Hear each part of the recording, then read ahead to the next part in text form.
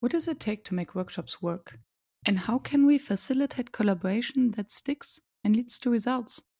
My name is Myriam Hadnes, and with the Workshops Work podcast, I'm on the mission to find the magic ingredients that make workshops work. Today, it's just me on the show, and I will share some of my hacks to avoid boring meetings. So stay tuned.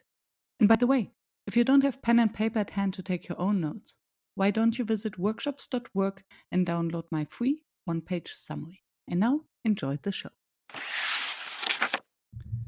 Since the beginning of the lockdown and the working from home phase due to Corona, the pandemic, there have been many theories on why there is something like Zoom fatigue and why all the meetings are so boring. And I think one of the key things is actually that meetings were boring in the first place, even when we met offline in the offices.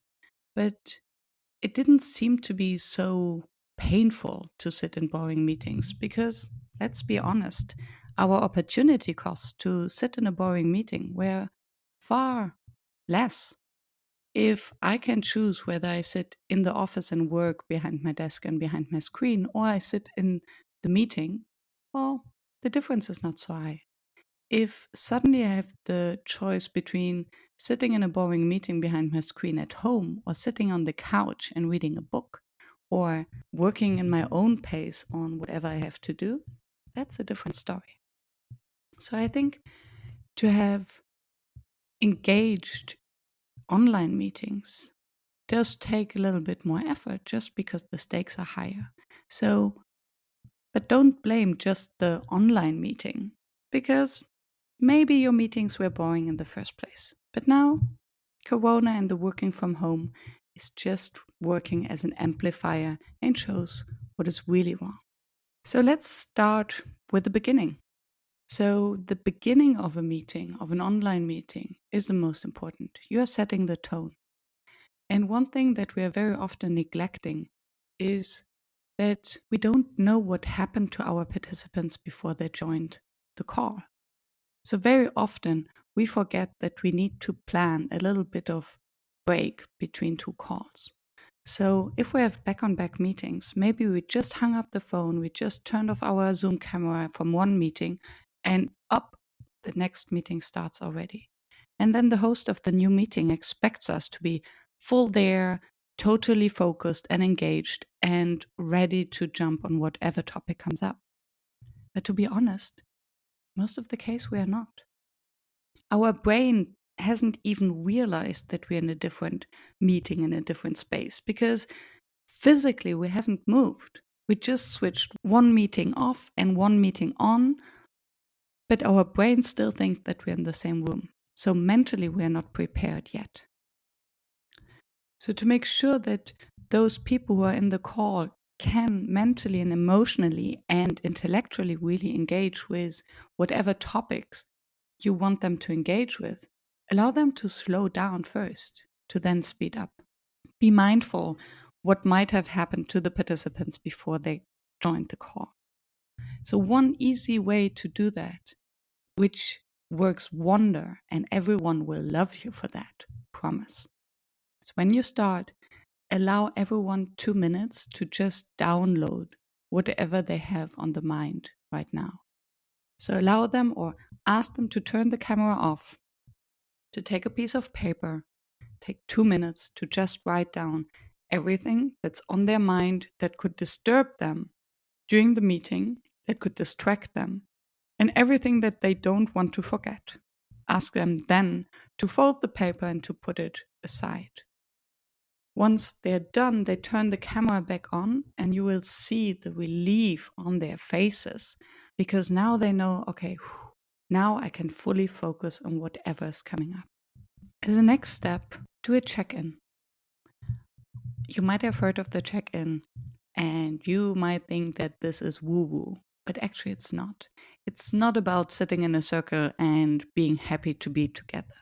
No, a check-in allows everyone to arrive mentally, to share whatever is on their mind or maybe their expectations from the call. It also shows that everyone in the meeting has a space to be there, has a role. You want to hear everyone and you give everyone the time to speak up. Third, there is evidence that once people have spoken already, they're more likely to speak up again. And you can choose a check-in question that is either very easy to answer, like what is your internal weather report? Do you feel sunny, cloudy, stormy, foggy? Or you can ask them what their expectation is from the meeting. Recently, Lee Kim on my podcast, she suggested a very nice check-in actually, where beforehand all team members think of questions that they would be interested to hear from their teammates. So you have an entire list of questions, and then for every meeting, you just randomly choose one. And thereby, everyone learns from each other about a topic that they are genuinely interested in. You create connection, and people are more likely to start in a focused way because they're interested in what they have to say. And let's be honest, everyone loves to talk about themselves. In case that the group is too large, and that's a question that I often get, oh yeah, but we have 10 people on a call, and then if we let everyone speak, it might take too long. True. If the group is really too large, and I think 10 people is a large number, what you can do is just send them into breakout rooms of 2. Give them 4 minutes, 2 minutes each. Ask them to just share what's on their mind or what they expect from the meeting or what their thoughts are or where they are mentally. Each gets 2 minutes to speak. The other one just listens to acknowledge. And then they switch roles. After 4 minutes, your participants will come back into the call and you will see that they are now really ready to focus on whatever topic comes up. And third, when it comes to the start of the meeting, there's one other magic trick that is underused, as far as I can tell from my experience, is that you can rotate the facilitation of the meeting. Just because someone invited to a meeting, just because someone is maybe the highest in the hierarchy, does not mean that this person has to host the meeting. Quite the opposite is actually true. If someone is generally interested in the topic and what is said because he or she is the team lead, then maybe they don't want to be in charge of the time boxing, of making sure that everyone speaks, of making sure that all the agenda points are addressed. Maybe this person is actually better off just taking a step back, listening and contributing. Because facilitating and participating at the same time is quite difficult, actually. So one thing you can do is that each time you rotate the facilitation. So someone from the team in the call is in charge of making sure that you start with a check-in, that nobody takes too much space, that you time box, you ask someone to speak up if you haven't heard from them yet. This will also ensure it will empower all the participants, and it will make them aware of how difficult it is actually to host a meeting. So next time this person is in the call, they might participate and empathize in a very different way. So after you set the tone and you discussed or agreed on the flow of the meeting and who's facilitating it, the next thing to avoid a boring meeting or disengagement or Zoom fatigue, however you want to call it, is to actually make sure that the participants are involved and remain engaged. If you don't allow participants to speak, if you're not even interested in what they have to say, how can you wonder that they're disengaged?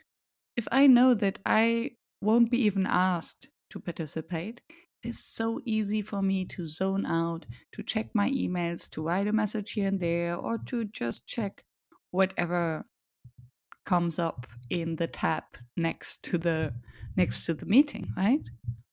But if I know that someone on the other side of the call is actually interested in what I have to say and gives me the opportunity to say it, then obviously I will also engage more.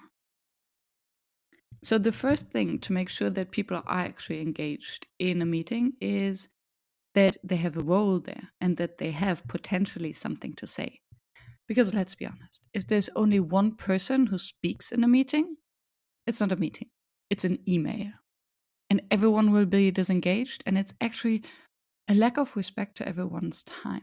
If you just want to share information, do it in an email. If you think an email is not personal enough, then record a video. Once you invite people to a meeting, make sure that they have something to contribute and that you want them there. If someone doesn't have a role, doesn't understand why they're called or invited into a meeting, then most probably they will either zone out or they will start to disturb. So you might know these participants who then say, why are we discussing about this again? Oh, we have been discussing this for the last 25 years and I keep on telling you, but nobody is listening to me.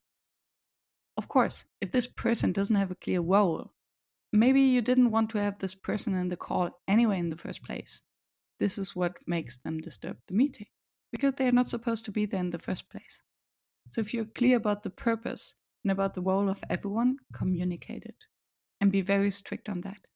And then you will also reduce the size of the meeting, you will reduce disturbance and thereby keep it short. If you're sure that you only have those on the call who are actually supposed to be there, then also give them the chance to speak as much as possible.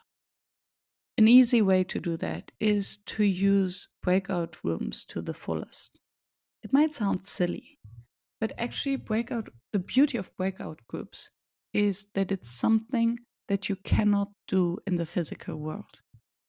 Because even if you ask in an on-site meeting, if you ask your participants to turn to their neighbor to just exchange their thoughts, there's always this weird feeling that either someone listens to you and you're not really private, so you might censor yourself, or there's all kinds of FOMO going on that you think, oh, why are they laughing? Why are they whispering? Why is it just us who don't have anything interesting to speak?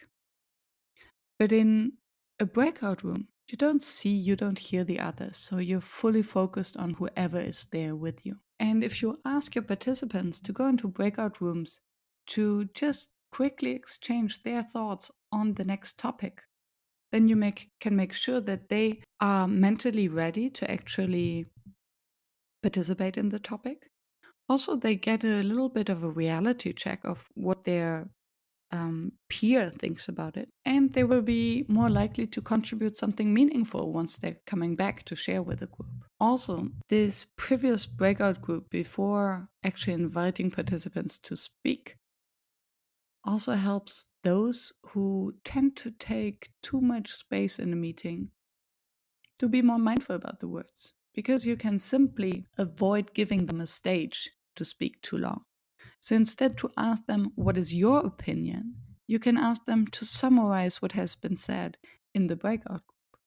And then they're not to speak just about themselves and their own thoughts, but they have to be mindful about what was spoken, what was discussed in the group. And if you have the impression that there are maybe shy people in the group or introverts who need a little bit of time, then give them the time. So before sending them into a breakout group, just give them a minute to think about the topic, especially when it's a topic that might be complex, that might involve emotions or opposite opinions.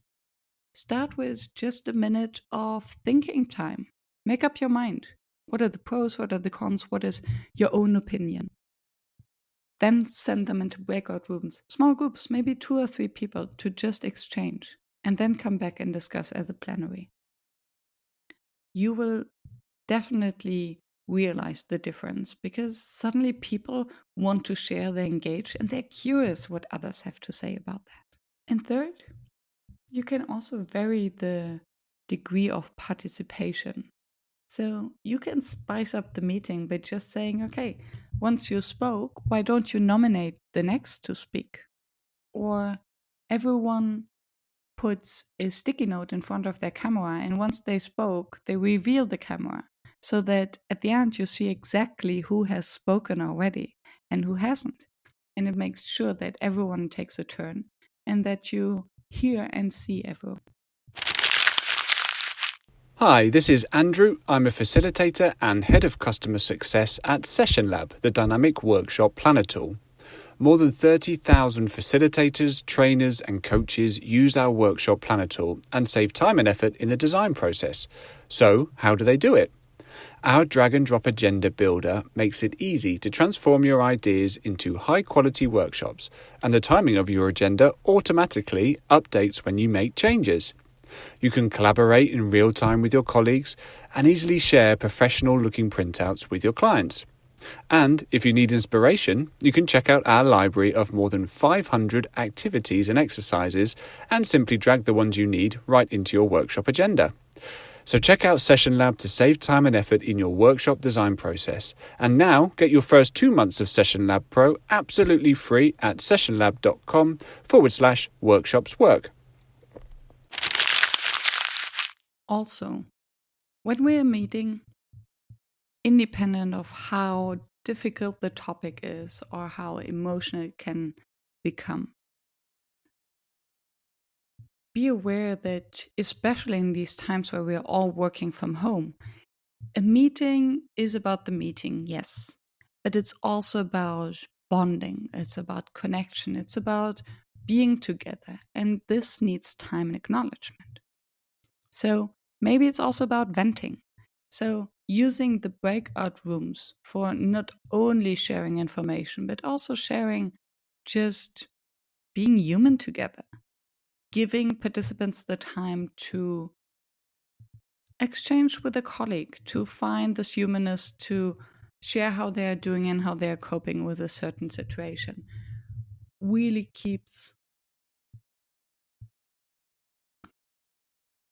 brings the group together, actually. And make time for it, because it will pay off. Just 3 minutes one-on-one will make all the difference. So make it fun. No, keep it human, but also make it fun. Sometimes when you feel that the energy is low, all it takes is just to get up from the chair and to move a little bit. So in a previous episode, or I already shared my favorite check-in, which is the stretching check-in, where everyone gets up off their chairs and the first person does a stretching exercise in the camera and shares what's on their mind, and then passes it on, and the next one does a stretching and everyone copies it. And you can use this exercise not only for a check-in, but for any kind of sharing.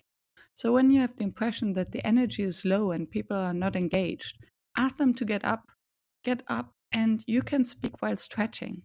And you will see that it makes everyone human, it brings a smile on everyone's face, and just the movement together will ease the speech of everyone. Try it out, it is magic. And then to close it off, your meeting, never forget to check out.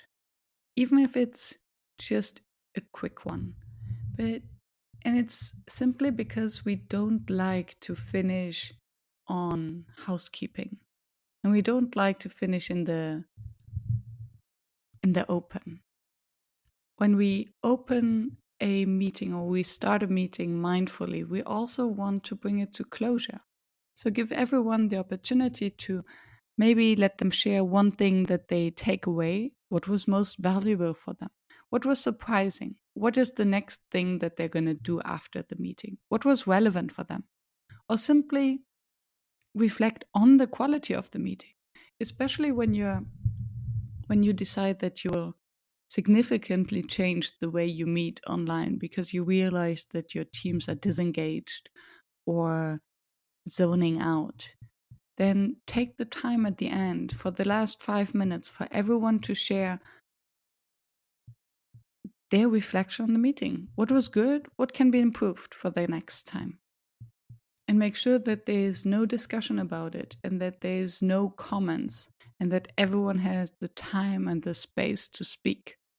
because this will also create the trust that you need, where nobody feels judged.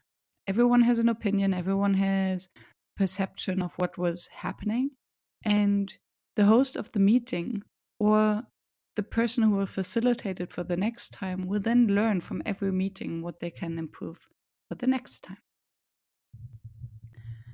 So these are just a few hacks that you can do to avoid boring meetings or to change the way you and your team meet.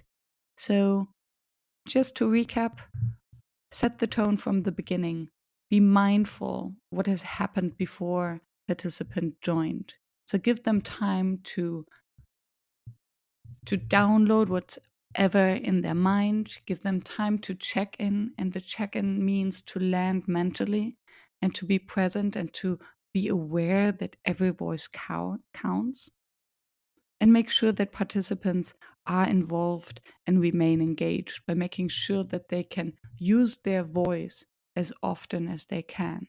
So in large groups, break them up, put them into breakout groups so that they can exchange their thoughts on a specific topic. And in small groups, just change the way how they engage. Use sticky notes to see who hasn't spoken yet, or use the nomination technique that everyone who spoke nominates the next. And of course, make sure that only those who belong to the meeting are in the meeting. And this sometimes is actually the most difficult, because I once read it somewhere and I don't remember where, but the question was, what is worse than being in a meeting? It's not being invited to a meeting. Because we all have the fear of missing out and we like to belong. But if we know that we don't have a role in the meeting and it's not personal, then it's okay not to be there. And then check out to let everyone reflect on the meeting, or use a word or an emotion to just leave the meeting on a high. So that's it from my side. And since with my guest, I always ask the question, if someone fell asleep after minute 1, just woke up and doesn't have time to listen to the entire show again, what would you like them to remember? And I would like you to remember that a meeting is an obligation, and it means to respect the time and attention of the people you're inviting. So, inviting to a meeting that is not prepared is like inviting friends for dinner and expecting them to bring their own food. You cannot invite participants to join the meeting and then expect them to align, to be focused, and to contribute if they actually don't really understand what they're contributing to and what is expected from them. If you don't give them the space and the opportunity to engage and to participate, they won't. It's just how it works. So now I wish you wonderful, engaged, interesting, and fun meetings. Bye-bye. Thank you for staying tuned and listening to the show. I appreciate your attention, as I know how busy you are. If you enjoyed it, please subscribe and engage by sharing your comments and thoughts, and visit workshops.work to download the one-page summary. I'm looking forward to seeing you back at the next episode, and I wish you a fruitful day.